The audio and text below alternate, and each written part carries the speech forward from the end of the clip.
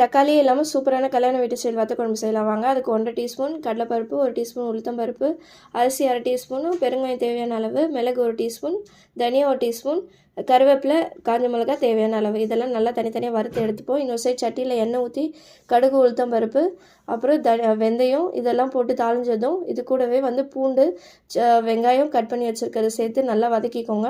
இதுக்கு சின்ன வெங்காயம் போட்டிங்கன்னா இன்னும் நல்லாயிருக்கும். இது நல்லா வதங்கினதும் இது கூடவே ஒரு நெல்லிக்காய் சைஸ் அளவுக்கு புளி கரைச்சி வச்சுருக்கேன், அதையும் சேர்த்துக்கோங்க. அது நல்லா கொதித்ததும் அது கூடவே அரைச்சி வச்சுருக்க மசாலாவை சேர்த்துக்கோங்க. சேர்த்து நல்லா கொதிக்கணும். ஒரு 10-15 நிமிஷம் கழித்து பார்த்தீங்கன்னா நல்லா கொதித்து சூப்பரான கல்யாண வீட்டு ஸ்டைல் வத்த குழம்பு ரெடி ஆகிடுச்சு. ட்ரை பண்ணி பார்த்துட்டு எப்படி இருக்குது சொல்லுங்கள். இதுக்கு தொட்டுக்க இன்றைக்கி அப்பளக்கூட்டு தான் பண்ணேன்.